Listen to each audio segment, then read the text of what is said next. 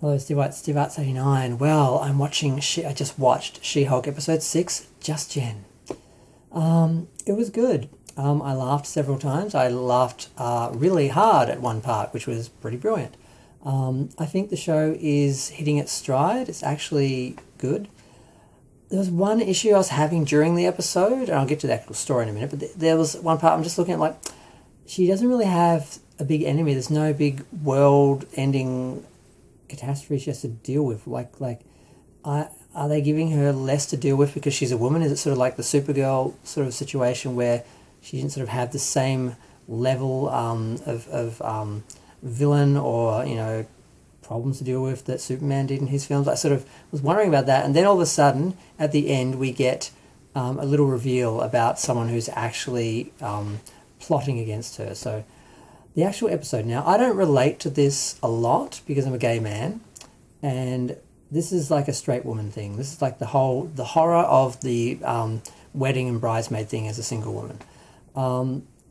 Us gay guys, we do it a little differently. I mean, when we got the right to marry, everyone thought there were going to be these big expensive gay weddings everywhere.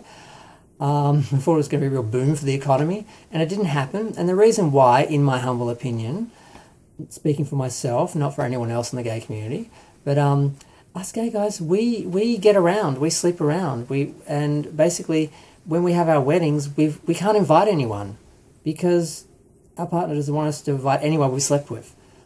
So basically, what you end up with is the 3 close friends that you haven't slept with in some quiet little civil union. That's basically what gays do, by necessity, in my humble opinion, from my personal experience of people I know. So I have not been invited to anyone's weddings because everyone I know who's married, I've hooked up with.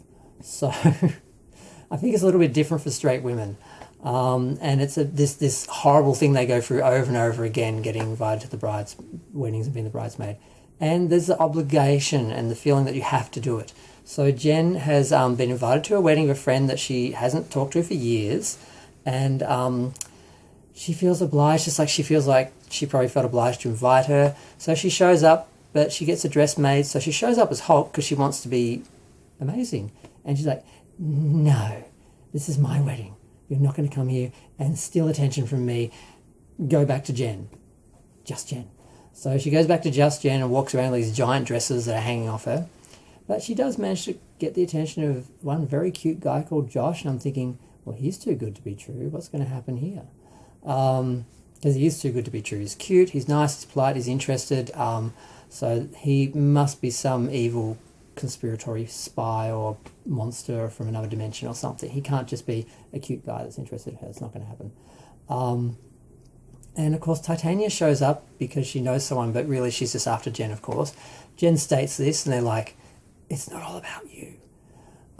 So yeah, but eventually it is about her because she comes out after Jen's had a few and attacks her, and she fights back. She eventually hulks up, even though she agreed not to hulk up at the wedding.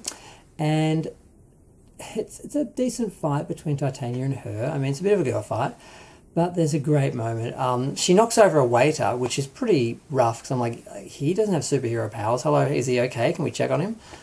And then she goes to charge at Jen, and she trips on the ice, and she goes face down on the floor, and it looks painful. And she gets up, and she's broken all her teeth, and her veneers are all broken, and it's hilarious. I laughed out loud. And people are snapping photos, and she slaps the photo out of the person's hand. Are you sending that to your 11 followers on Instagram, you loser, blah, blah. And she storms off, taking the cake with her. And then the only thing that surprised me was the bride comes up, and I'm like, oh no, she's going to go off because she's taking the attention away. And she's obviously drunk. She's like, oh my God, she hugs at my wedding, and then gives her a hug. And I'm like, okay, I didn't see that coming.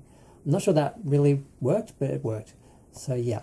And then while Jen was away, her assistant and the scary lawyer took on Mr. Immortal. I think that was his name, Mr. Immortal. Yeah.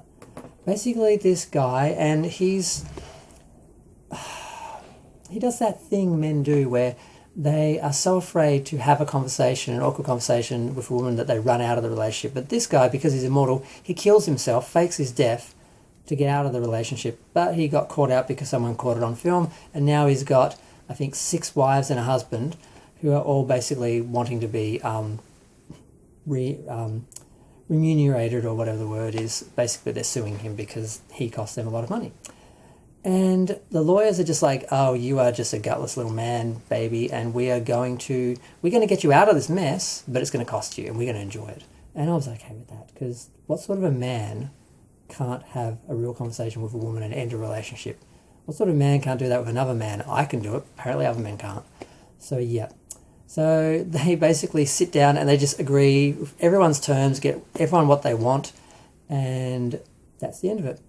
And it was fun to watch. But then they do discover that Jen has a bunch of haters, of course, and some of them are actually posting death threats. And that's when we get to the point where, because her friend tells her, because the other lawyer says, don't tell her, don't put that in her head. But she's like, these are death threats. She needs to know about this. So she tells her, and then we do see that there is an organisation, because someone obviously sent those goons after Jen and tried to inject her with something, but of course the needle broke on her skin, and they are manufacturing a more powerful needle to inject her that apparently will break her skin, or is the hope. So at least there is some threat. There's some big shady organisation that's after her. It's not just going to be little random villains like Titania to sort of clean up their mess. It looks like she might actually have a real threat by the end of the season, which I think she does need. I mean, we do need the episodic sort of stories, lawyer stories and that, but she's a superhero too. She needs to have some big bad to deal with each season, really. But yeah, I enjoyed the episode. I thought the humour was good. She really only talked to the camera once. It was a bit too long, but it didn't seem jarring. I'm suspicious of Joss because he's too good to be true. I would date him, he's beautiful, but I reckon he's part of that organisation or something, or he's just a jerk, one or the other. He can't be what he seems. And I just felt bad for Jen, because she just wanted to be amazing. She just wanted people to look at her life and realise, I'm happy, I have what I want, I have a job, I'm happy, I don't need a man to be happy. But like the bride comes up to her and she's like, how are you? She's telling her about a great job. She's like, no, are you dating anyone? She's like, no. She's like, oh. And that was it. That's like, your life is defined by that. And so many women must go through that. As a gay man, I don't get that. It's a different experience. No one expects us to be in relationships. So no one sort of, like we just, I'm not going to talk about, no. Okay, I'm going to stop. Feel free to share, like, comment, subscribe. Let me know what you think. I'm enjoying the show. There are people hating it, saying, it's misandrous, it hates men, blah, blah, blah. I'm like, it only hates dumb men and douchey men. And I hate to tell you this, but there are men like that guy, Mr. Immortal. There's Mr. Immortals walking around everywhere, and they deserve to be called out. I'm all for it. I'm here for it. So I'm going to go. I said that. Bye.